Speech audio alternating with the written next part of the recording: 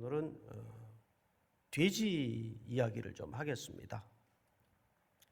저도 이 본문을 다른 복음서를 강의할 때 몇 차례 다룬 기억이 있습니다만 늘 그 마음에 항상 풀리지 않는 설교를 했지만 그렇게 흔쾌하게 풀리지 않는 과제가 하나 있었어요.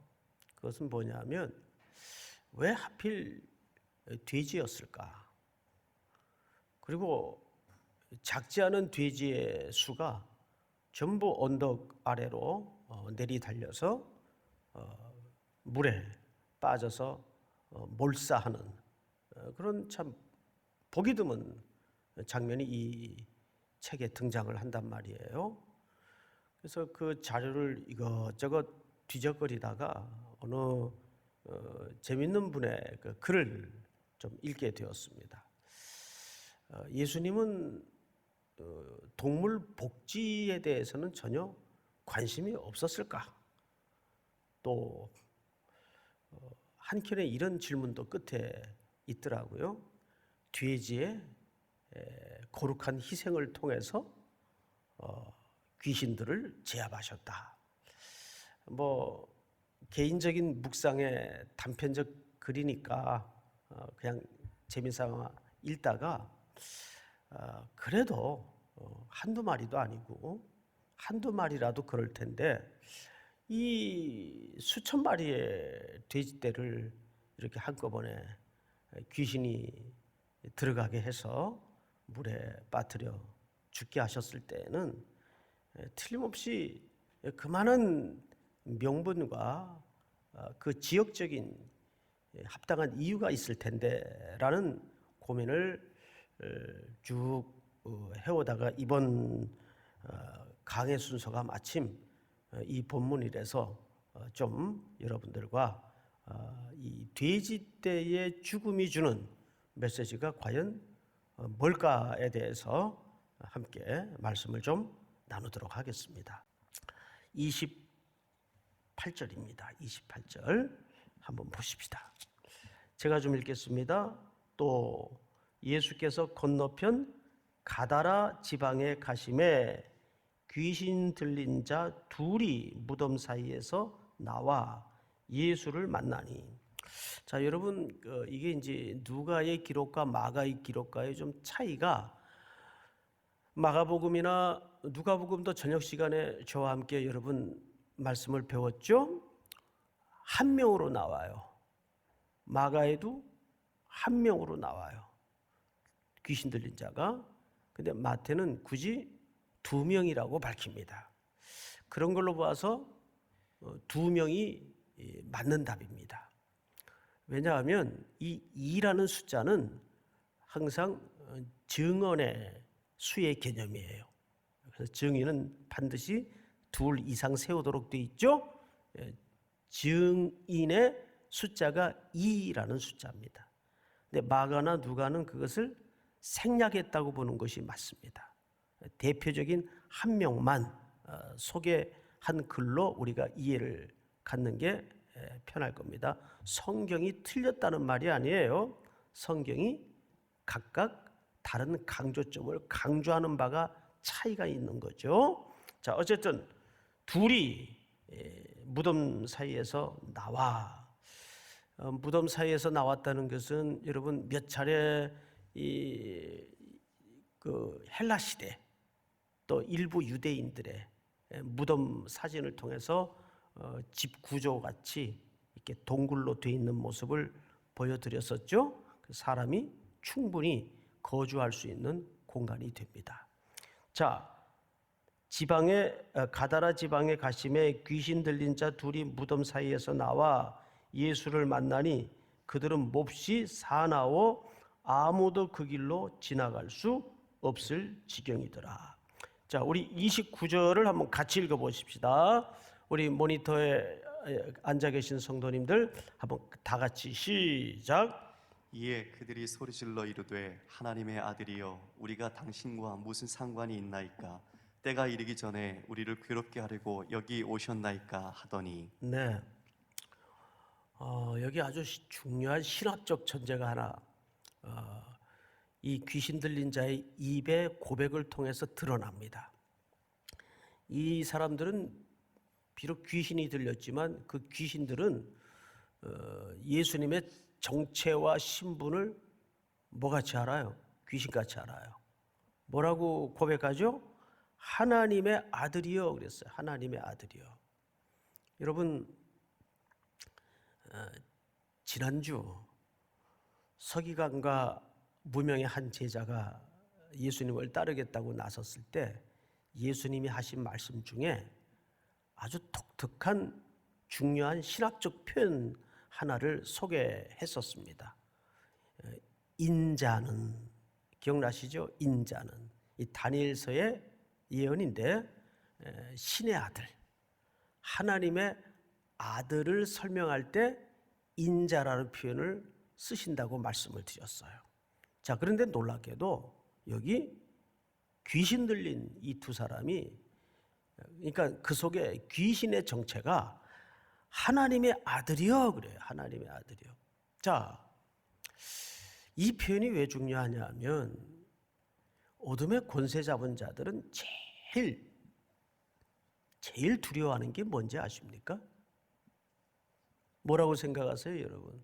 어둠의 권세 잡은 자들이 제일 두려워하는 것은 하나님의 아들이 인간의 몸을 입고 오셔서 온전히 인간이 되시는 거예요. 예수님이 이 땅에 우리와 똑같은 연약한 모습으로 스스로를 제한하셔서 육신의 몸을 입고 오신 가장 중요한 이유는 십자가에 우리의 죄를 대속하기 위해서 오셨기 때문입니다. 어둠의 권세 잡은 자는 이것을 가장 두려워해요. 이해가 되십니까, 여러분? 그래서 그냥 당신은 하나님의 아들이지 않습니까? 이 말은 당신은 신이지 않습니까? 여기에 기독교의 깊은 유혹이 있어요. 항상 우리는 예수님이 이 땅에 육신의 몸을 입고 오신 인카네이션 된 존재임을 잊어버려요. 그냥 언제나 초월적인 신, 그 하나님이면 좋겠어요. 돌로 떡도 만들어내시고 십자가도 근육질 예수님이 되셔가지고 우두둑 부러뜨리고 그런 기독교, 능력의 종교였으면 좋겠어요. 그러면 구속의 역사는 이루어지지 않아요. 지금 귀신 들린 자들이 예수님을 만날 때마다 일관되게 빼놓지 않는 전통적인 주제가 뭐냐면 하나님의 아들이시여. 이거 멋진 지식인 것처럼 보여지지만 사실은 이 속에는 사탄의 교묘한 호칭을 통한 음모가, 속내가 들키는 겁니다. 이 말입니다. 당신은 하나님의 아들이지 않습니까? 굳이 뭐 이런 일까지 여기까지 오셔서, 그래서 사탄도 마태복음 4장에 당신이 하나님의 아들이거든, 이 유혹이에요. 유혹.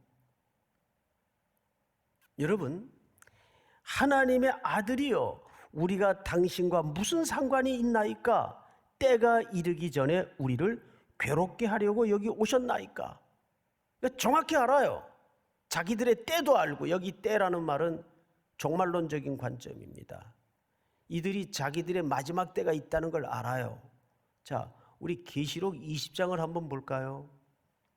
또 내가 보매 천사가 무저갱의 열쇠와 큰 쇠사슬을 그의 손에 가지고 하늘로부터 내려와서 용을 잡으니 곧 뱀이요 마귀요 사탄이라 잡아서 1000년 동안 결박하여. 3절 시작. 무저갱에 던져 넣어 잠그고 그 위에 임봉하여 1000년이 차도록 다시는 만국을 미혹하지 못하게 하였는데 그 외에는 반드시 잠깐 노일이라.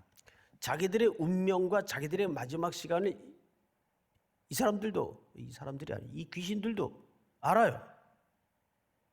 그래서 때가 이르기 전에 우리를 괴롭게 하려고 여기 오셨나이까 하더니 굳이 왜 신이신 당신이 여기까지 내려와서 우리를 괴롭게 합니까? 그 말이에요. 그러나 예수님은 죽기 위해서 오신 거예요. 그래서 예수님은 완전한 인간이셔야 돼요. 여기서 신의 모습을 드러내서는 안 돼요. 그래서 인자라고 할 때는 완전한 하나님의 아들이면서 동시에 완전한 인간임을 설명할 때 인자라고 설명을 하는 겁니다. 이제 그 인자가 사실 하나님의 아들이 지금 바다를 건너 이 데가볼리 지역에 오셨어요. 자, 30절을 볼까요? 마침 멀리서 많은 돼지떼가 먹고 있는지라. 우리 지도 하나를 보고 이 설명을 좀 듣도록 하겠습니다. 저 빨간 지역이 그 데가볼리 지역입니다. 그리고 그 빨간 지역 위쪽을 보시면 가다라라고 갈릴리 조그만 그 호수가 보이죠? 그 근처에 가다라 지역이 있습니다. 저기까지를 전부 데가볼리라고 표현을 해요. 역사책에 보면 고대 역사책이죠, 유대. 이런 이제 기록이 있습니다. 그리스 도시들은 가사, 가다라, 히포스 이런 도시들을 이제 로마 황제가 아켈라오의 지배를 받지 않도록 가이사르가 시리아 지역에 병합시켰다. 이것이 실제 역사 고대사에도 기록이 되어 있고 또 요세푸스의 글에도 기록이 되어 있습니다. 지금 우리가 살펴보는 지역이 바로 이 데가볼리 지역의 가다라 지방입니다. 자, 그런데 여기에 돼지들을 어마어마하게 쳤어요. 왜 쳤을까요? 아시는 것처럼 이 돼지에 대한 그 시대적 이해가 오늘과 좀 다릅니다. 자, 오늘날에 우리는 유대 관점에서만 이 돼지들을 이해해요. 유대인들은 당연히 돼지를 성결한 짐승으로 이해합니까? 부정한 짐승으로 이해합니까? 그렇죠. 부정한 짐승으로 이해를 합니다. 그런데 아리스토텔레스 같은 사람들은 어느 범위까지 얘기를 했는가 하면 인류의 가장 친근한 짐승 중에 하나가 돼지다. 이렇게 얘기를 했습니다. 그래서 헬레니즘 문화권에서 돼지는 세 가지 개념을 함축하고 있어요. 첫째가 그 헬레니즘 문화권에서는 첫째, 돼지는 부, 쾌락, 그리고 신의 축복의 존재. 그래서 이 로마가 집권하고 있는 헬레니즘 문화권의 영향을 받은 이 데가볼리 10개 도시마다 전부 크고 작은 신전이 만들어져서 그들이 거기에 제사를 지낼 때마다 돼지를 잡아서 제단에다가 바칩니다. 그래서 여러분 아시는 것처럼 BC 168년인가요? 3년인가요? 보면 이 안티파스가 유대를 침공해서 성전을 회파하죠. 그리고 그 성전에 뭘 차려놓습니까? 돼지 제단을 차려서 돼지를 거기다 바칩니다. 이것은 여러분 역사가들의 냉정한 객관적 시각에서는 어떻게 이해를 하냐 하면 그것은 유대인들을 모독하기 위한 행위가 아니고 유대인들은 당연히 돼지를 부정한 짐승으로 이해했기 때문에 모독으로 이해했지만 침략군의 공격자의 입장에서는 이 헬레니즘 문화권의 영향력을 확대하는 왜? 그 당시 전쟁은 잘 아시는 것처럼 신과 신들의 싸움이었기 때문에 그 하나님의 성전에 돼지를 바침으로써 헬레니즘 문화의 확대를 증험하는 그런 행위의 일환으로 역사가들은 이해를 합니다. 뭐 이렇든 저렇든 그런 일들이 가능할 정도로 이 데가볼리 지역은 각 신전마다 돼지를 잡아서 신전에게 바치는 행위가 일상적이었어요. 그러니까 여기에 이렇게 많은 2,000마리 가까운 양돈 사업이 가능했던 것은 그런 당시 사회적인 이해 때문이었습니다. 자, 그런데 성경을 잘 보세요. 30절. 마침 멀리서 많은 돼지떼가 먹고 있는지라 귀신들이 예수께 간구하여 이르되 만일 우리를 쫓아내시려면 돼지떼에 들여보내 주소서 하니. 우리 32절 한번 같이 읽어볼까요? 시작. 그들에게 가라 하시니 귀신들이 나와서 돼지에게로 들어가는지라 온 떼가 비탈로 내리달아 바다에 들어가서 물에서 몰사하거늘. 네, 돼지떼가 이제 물에서 몰사합니다. 자, 그러면 우리는 여기서 한 가지 큰 구도를 간단하게 발견할 수밖에 없어요. 지금 돼지떼들이 여기에 이렇게 어마어마한 규모로 양돈되어 존재할 수 있었던 것은 결국 뭐 때문이었죠? 이것은 하나의 단순한 경제 논리가 아니라 로마 황제를 숭상하는 행위들이었어요. 로마 황제는 당시 사람들의 보편적 인식 속에 누굽니까? 신입니다. 그러면 무엇과 무엇의 대결로 자연스럽게 이해될 수밖에 없습니까? 성경적 시선에서 하나님의 아들인과 신의 아들. 로마 치하의 헬레니즘 문화에 잔뜩 팽창주의에 빠져있던 이 시대의 신, 이 시대의 신은 뭡니까? 로마 황제예요. 그런데 지금 참되신 하나님의 아들이 바다를 건너 이 이방 지역에 들어와서 이 거대한 충돌을 일으키면서 그 귀신들을 그 이 땅의 우상 숭배의 가장 상징적인 동물인 돼지떼에게로 들어가서 몰살시키는 행위는 무슨 동물 복지, 동물의 동물권 차원을 넘은 천지를 만드시고 이 땅을 주관하시고 이 땅에 주권을 갖고 계시는 하나님의 아들이 이 땅을 자기들의 것으로 오해하고 헬레니즘 문명이라는 미명 아래 점점 그들의 세력을 확대해가는 이 지역에 상징적으로 뭐하고 있는 겁니까? 선포하고 있는 거예요. 지금 이것을 누구에게 보여주고 있는 거죠? 제자들에게 경험시키고 제자들에게 보여주고 있는 거예요. 저는 이 본문을 며칠 살펴보고 공부하면서 34절에서 숨이 멎는 것 같았어요. 우리 34절을 한번 같이 읽어볼까요? 다 같이 시작. 온 시내가 예수를 만나려고 나가서 보고 그 지방에서 떠나시기를 간구하더라. 네, 온 시내가 예수를 만나려고 나가서 보고 그 지방에서 떠나시기를 간구했다. 여러분,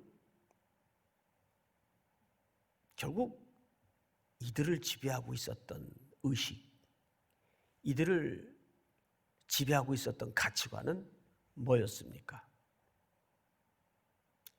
돈입니다. 그리고 그것이 자기들을 보호하고 안전하게 지켜주실 것이라고 그들은 믿었습니다. 그래서 그들은 결국 두 번 찾아올 수 없는 이 복음의 유일한 기회를 내쳐버리고 맙니다. 예수님은 다시 제자들을 태우고 바다를 건너서 본 동네로 돌아오십니다. 자, 여기에서 우리는 크게 세 가지 초점을 놓쳐서는 안 될 것 같아요.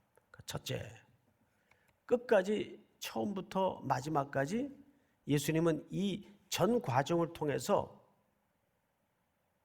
서론 시간에 말씀을 드렸던 것처럼 누구에게 초점이 있었던 거예요? 제자들. 오늘로 말하면 뭡니까? 이 못지않는 시대를 맞이한 이 코로나19라는 전대미문의 상황 앞에 던져진 하나님의 백성들에게 이 얘기를 하고 있는 거예요. 우리는 물론 보건이라는 또 의료라는 우리가 어찌할 수 없는 이 질병 앞에 지금 맞닥뜨려 서 있어요. 또 이것을 가지고 악용하는 세력들도 많고, 그것이 어느 집단이든. 그러나 우리는 이럴 때일수록 이 데가볼리 지역의 사람들의 반응대로 살 것인가, 아니면 예수님이 제자들을 통해서 보여주시고 드러내고자 했던 그 가치를 따라 살 것인가, 이 초점을 놓쳐서는 안 됩니다. 그리고 예수님은 배를 탔던 지역이 가버나움 지역이에요. 가버나움에서 배를 타고 어디로 가신 거죠? 가다라, 데가볼리, 로마의 통치가 빼곡히 역사하고 있는 그 10개 도시의 연합 이방 땅으로 들어가셨어요. 그리고 이걸 누구에게 보여주었습니까? 바로 그 배에 태워진 제자들에게 보여주셨어요. 향후 이 복음은 어디를 향해야 된다는 것을 암시하고 있는 거죠. 유대를 넘어 땅끝까지 귀신이 득세를 하고 어둠의 세력이 역사하는 그 칠흑 같은 어둠의 땅을 향해서 이 복음이 계속 확대되어야 된다는 것을 말씀하고 있습니다. 마지막으로 우리는 여기서 한 가지 결론적 팁이 있다면, 여전히 지금도 하나님의 아들이신 예수 그리스도와 이 세상의 신인 만문과의 싸움이에요. 당시 그것은 로마 황제였지만 로마의 황제가 그들의 안전을 보장해주고 그들의 먹거리를 준다고 생각했지만, 오늘날의 사람들은 로마 황제 대신 돈만 있으면 이 만물이라는 신에 짓눌려서 우리는 움츠려들고 담대함을 잃어버리고 그리스도의 제자됨을 잃어버리고, 우리 바다를 건너면서 예수님이 제자들에게 질책했던 초점이 뭐였는지를 항상 놓쳐서는 안 돼요. 믿음이 적은 자들아. 그 말을 어디서 하셨어요? 풍랑이는 바다에서. 지금이야말로 이 데가볼리 지역에 압도되어 살아가는 성도들이요, 바로 그 믿음이 발휘되어야 되고, 바로 그 결단과 선택과 믿음의 행위가 필요한 때입니다. 오늘도 이 약속을 믿고 또 다가오는 한 주를 거뜬하게 하나님의 손에 붙잡혀 살아내는 저와 여러분들이 될 수 있기를 주의 이름으로 축복합니다.